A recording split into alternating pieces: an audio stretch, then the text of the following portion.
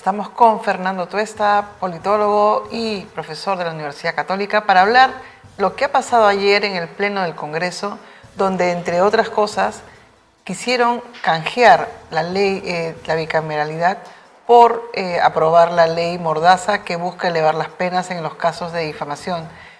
Buenos días, Fernando, ¿cómo estás? Y cuéntanos cómo viste la noche de anoche en el Congreso. Dale, buenos días, Pau. Ha sido efectivamente una de las tantas noches que los congresos o este congreso último nos tiene acostumbrados, ¿no? Mira, hay un tema que no es popular, pero el que hemos defendido hace décadas, es el regreso a la bicameralidad.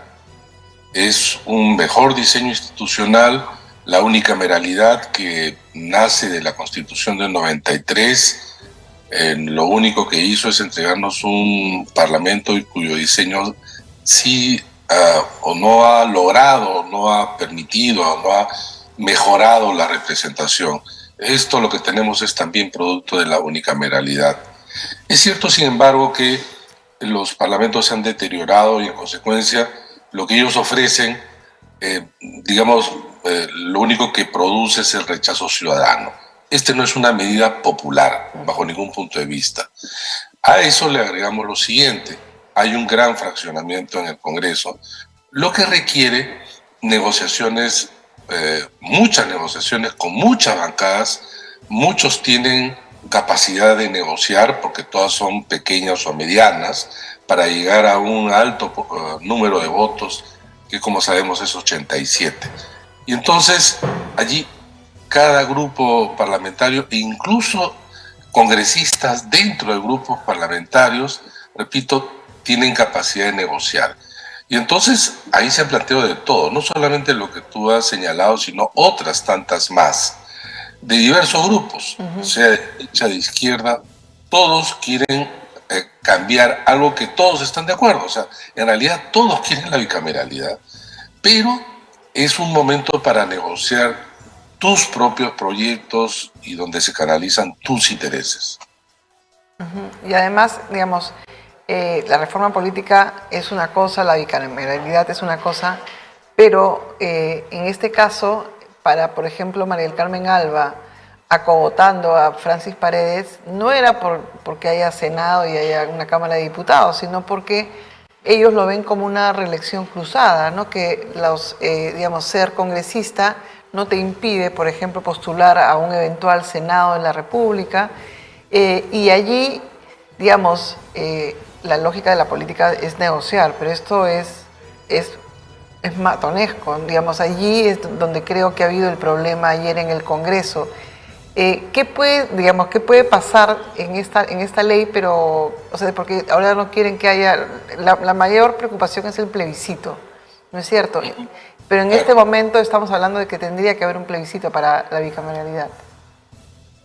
Bien, en realidad el mayor escollo de la bicameralidad es el propio desempeño de los congresistas. Claro, actitudes como las que hemos visto ayer no ayudan bajo ningún punto de vista, sino suman una más al desprestigio que tiene el Congreso en general, ¿no? Y ya sabemos, tiene un rechazo altísimo.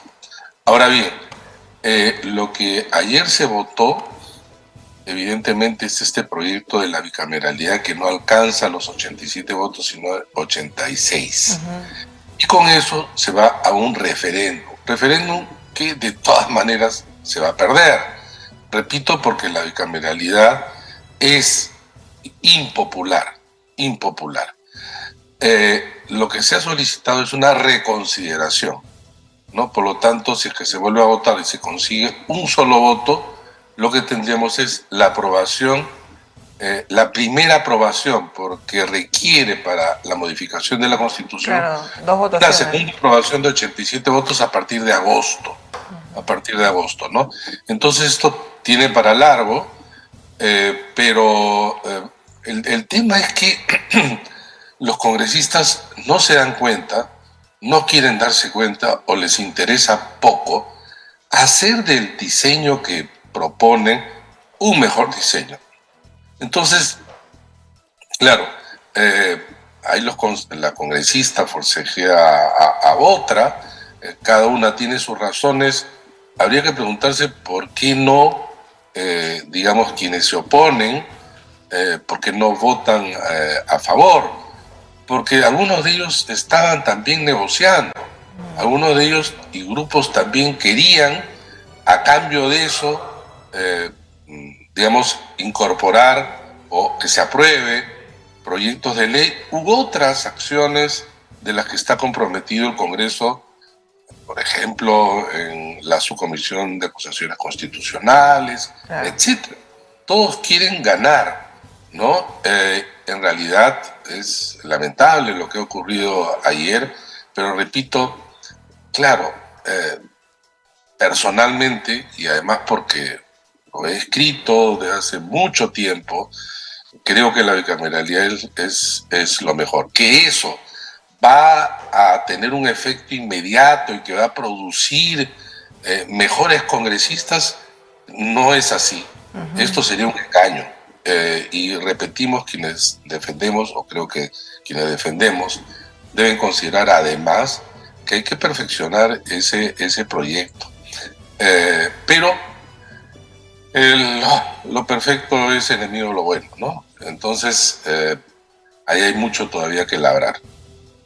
Sí, no, además estamos hablando de un Congreso que se mueve entre más o menos una aprobación de 8 a 10%, moviendo leyes en las cuales ya no tienen ningún empacho en que se vea qué es lo que quieren hacer y qué es lo que no quieren hacer. Por ejemplo, la ley remota que faculta que la presidenta, que no tiene vicepresidentes, viaje fuera del país, también sería un cambio en la Constitución con doble votación, 87 votos, pero ya lo aprobaron, digamos, de una manera, digamos, hasta es un Frankenstein. Hay un problema constitucional si es que la presidenta deja el país sin haber hecho las normativas legales, pero a este Congreso no le importa y ese es el gran problema. Ahorita hay un desbalance en el cual el Congreso ya no es el segundo poder del Estado, sino es el primero o busca ser el primero, porque esta ley, por ejemplo, ¿cómo se explica hacer una ley de manejo remoto del país sin haber hecho el cambio a la Constitución, Fernando?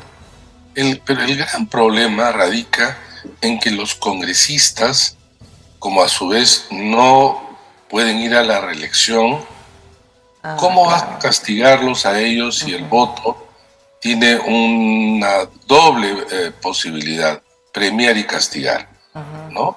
Entonces, hay congresistas que efectivamente, como tú has señalado, no les importa, o lo que les importa es sacar ventaja del tiempo que están en el mandato que, digamos, llega hasta el 2026. Entonces, sobre eso, además, lo siguiente, es de un cortoplacismo y una miopía realmente peligrosa. Ellos creen que, por ejemplo, al hacer los cambios en la época de Castillo, es como pensar que, pues, que Castillo iba a perennizarse toda la vida, ¿no? Cambian la Constitución, han aprobado leyes, han cambiado reglamentos. Es decir, todo como si Castillo pues va a existir toda la vida, o en este caso como si Dina Boluarte lo fuera. Pero además no se entienden, y ahí viene justamente una mirada de partido que casi no existe, que pensar de que hay alternancia, de que yo mañana podré estar justamente en el gobierno. Lo que yo voy a tener es un gobierno atado. Acá no existe primer poder del Estado ni segundo. En el equilibrio de poderes justamente es eso. Poderes del mismo nivel, divididos. Justamente el poder absoluto se divide en varios en democracia y estos son equilibrados. Efectivamente, en los últimos tiempos lo que hemos visto es por decisiones absolutamente cuestionables, se favorece al Parlamento, pero nuevamente los partidos no entienden que mañana podrán estar en el gobierno. Bajo esas circunstancias, no hay presidente de aquí en adelante que pueda de alguna manera gobernar, a no ser que tenga una mayoría pues aplastante en el Congreso. De lo contrario, la precariedad va a subsistir en adelante. Digamos, y en lo que viene, digamos, en esa reconsideración, están buscando que sean 2 cámaras, 130, digamos, 130 parlamentarios por cámaras, y que eso, digamos, además de ser la reelección cruzada, podría abrir la puerta para otros cambios en la reforma política. ¿Crees que, digamos, si es que igual al caballazo lo logran hacer, cómo sería la legitimidad de este Congreso que desgraciadamente ha tenido, bueno, siempre uno con un Congreso puede ser peor que el anterior, pero ahorita su popularidad y su mala crianza, ¿no? Porque desgraciadamente aquí ya no hay formas políticas, está llevándonos a un momento muy difícil, ¿no? Que el Congreso ya no tenga ninguna legitimidad social y eso es bastante grave. Bueno, los congresos nuestros y cada vez más han sido altamente desaprobados. Uno puede ver históricamente las encuestas y eso es así. Ese es uno. En segundo lugar, lamentablemente, lo que estamos viendo es esas escenas que ustedes están mostrando, ¿no? Esto no ayuda, no hay ni siquiera una estrategia de parte del Congreso de tratar de convencer a la ciudadanía que la bicameralidad es mejor para el país. Lo único que aparecen son efectivamente apetitos. Claro. Los políticos tienen todo el derecho de tenerlos, ¿no? Claro. Todo el derecho de tenerlos, tienen todo el derecho de desear ser reelegidos de una u otra manera, de proseguir con sus carreras políticas. Pero esa es una cosa, y que solo eso aparezca como objetivo, esto pues indudablemente indigna también a la ciudadanía. El proyecto estaba de alguna manera también negociándose, era objeto de negociación, porque repito, varios congresistas y bancadas querían cambios en el mismo proyecto para poder votar. Incluso algunos dijeron que no van a votar ese proyecto. Y en algunos casos es realmente lamentable, ¿no?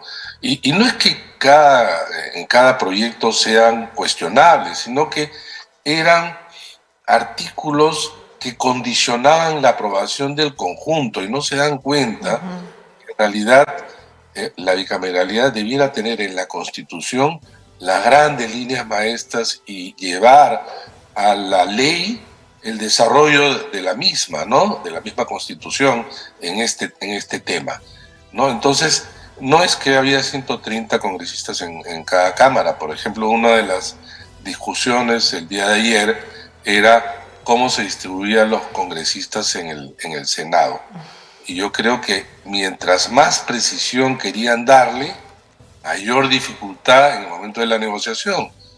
Porque, repito, está tan fraccionado que todos tienen capacidad de negociación. Si mi grupo tiene 4, en este momento que con las justas estás logrando los 86, 87, pues mi voz y mi capacidad de negociación es alta. Ahora, imagínate esto, estamos hablando de como 12, 13 grupos y a su interior fraccionados. Entonces, ahora, si lo aprueban,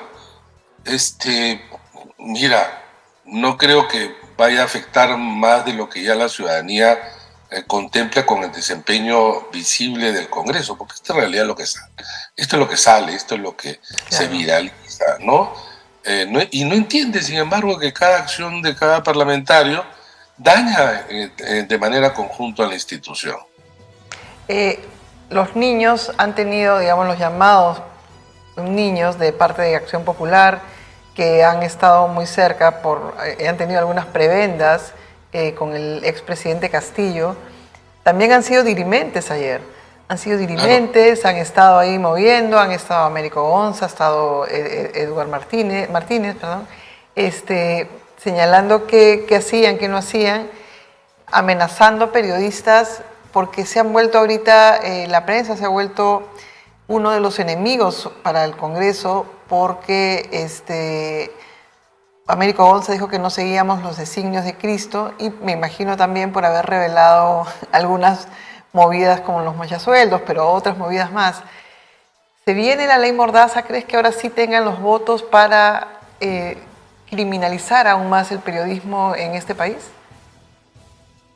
Mira, hay múltiples negociaciones a la vez, porque lo que puede ocurrir es que, por ejemplo, tú favoreces a ellos, pero hay otros que se pueden caer. O sea, esos 86 estaban, esa suma de 86 era frágil. Entonces yo consigo 4 acá, pero de repente pierdo 5 allá. Entonces, claro, yo estoy en contra de este proyecto de ley.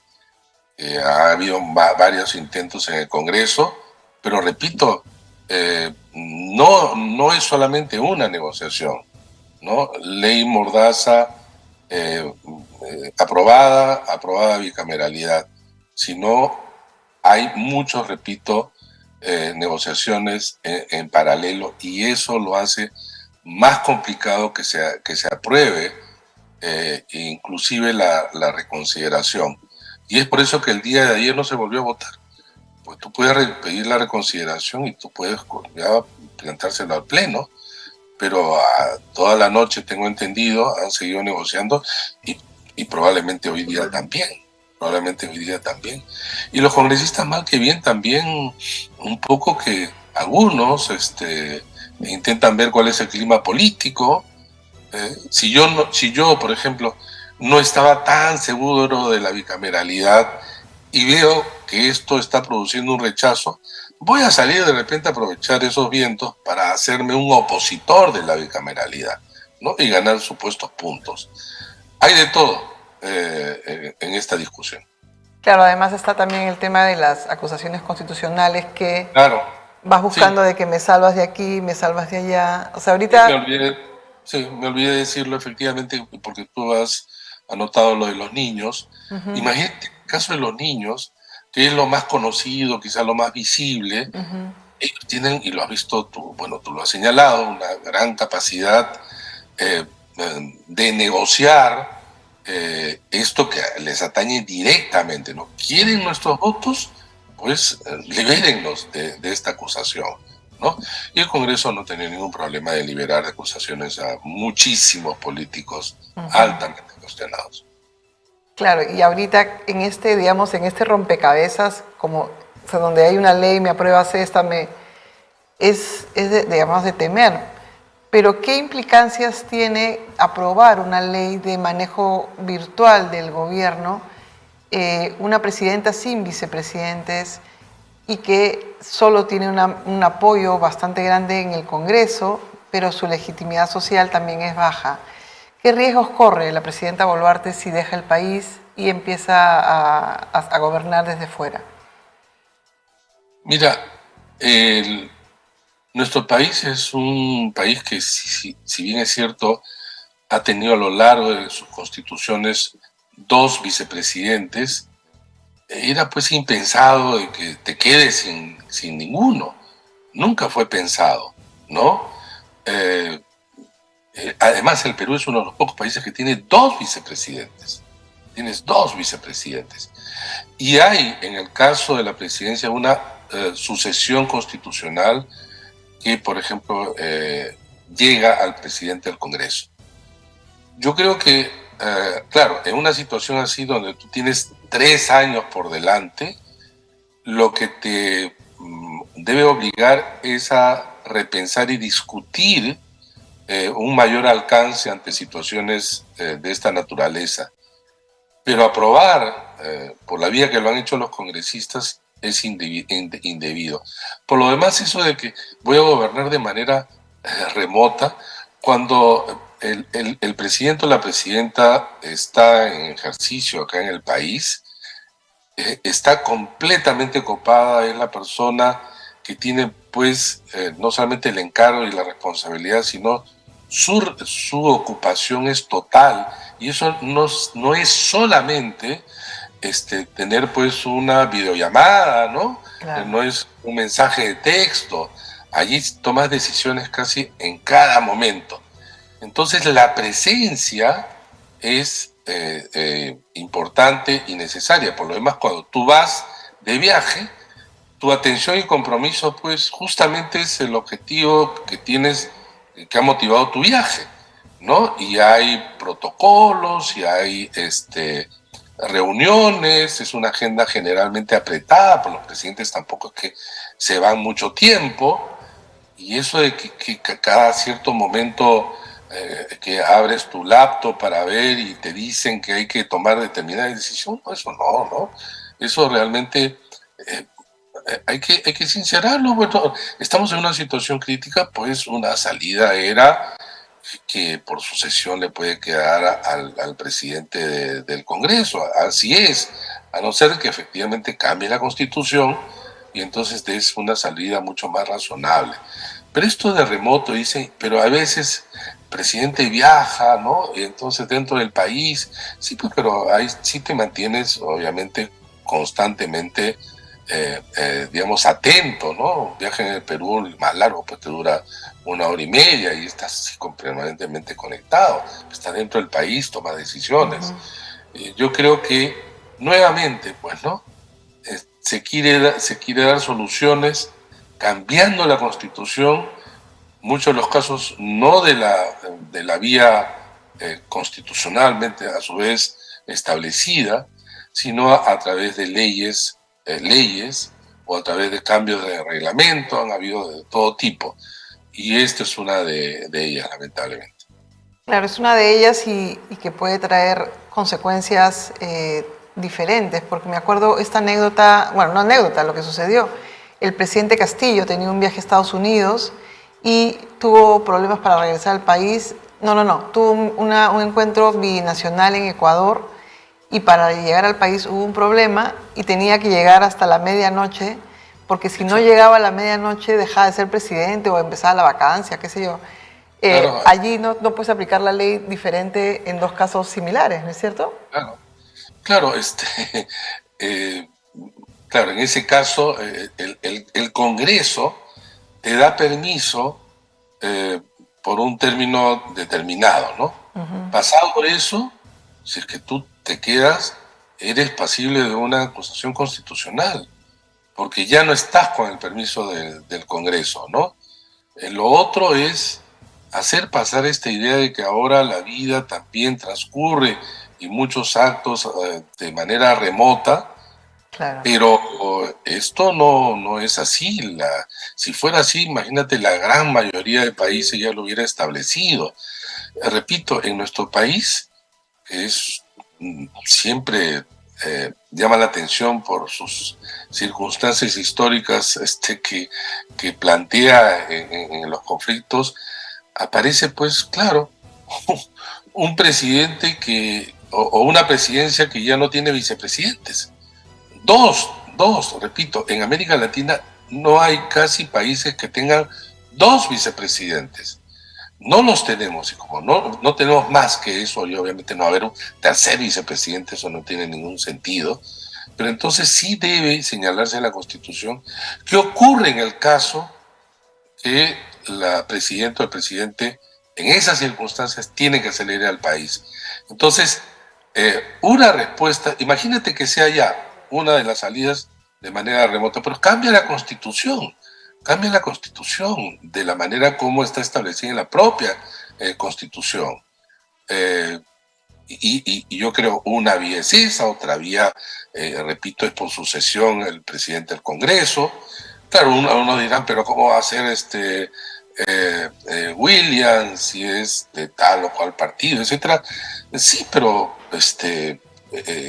se trata de una vía que debe mantener los cauces institucionales establecidos, los que además deben contemplar una mejor seguridad en nuestras instituciones. Pero esto requiere un debate, no de la forma como se ha aprobado.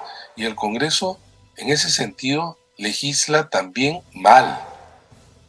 Claro, y además se espera todo lo que están haciendo genere un mejor país. Y desgraciadamente ahorita, con tantos cambios y tantas movidas que solo reflejan sus intereses, ¿qué podría salir mal? Es la ley de Murphy. Totalmente, ¿no? O sea, En realidad, es casi Sí, de sí, sí. temer cada cosa que decide el Congreso, ¿no? Hay buenos congresistas en diversas bancadas, pero son los pocos, lamentablemente, ¿no? Lo que está mandando y el motor del Parlamento es un conjunto de congresistas, y yo no diría ni siquiera bancadas, sino congresistas de diversas bancadas que le han hecho mucho daño al país, promulgando leyes y algunas con responsabilidad del gobierno de no observarlas, y estamos en un mal momento institucional para la democracia en nuestro país. Sí. Fernando Tuesta, politólogo, estuvo con nosotros en las mañanas con Carlos Cornejo y muchísimas gracias por la entrevista y ojalá que estemos comentando temas más felices en la próxima entrevista. Muchísimas gracias y buen día. Gracias a ti. Hasta luego.